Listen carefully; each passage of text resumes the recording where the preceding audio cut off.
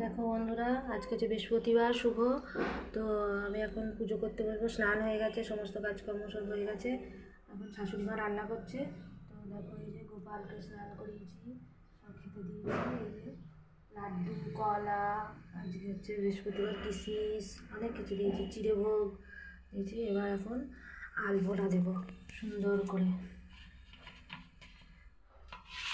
বৃহস্পতিবার তো এই জন্য।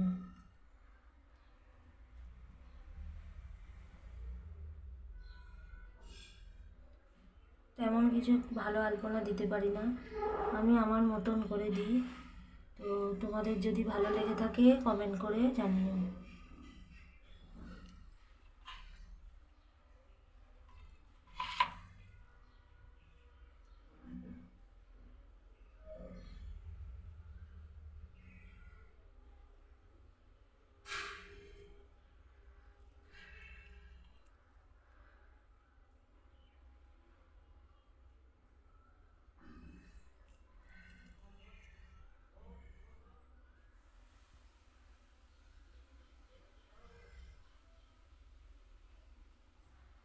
তো এখন রাখি, পরে আবার দেখা হবে।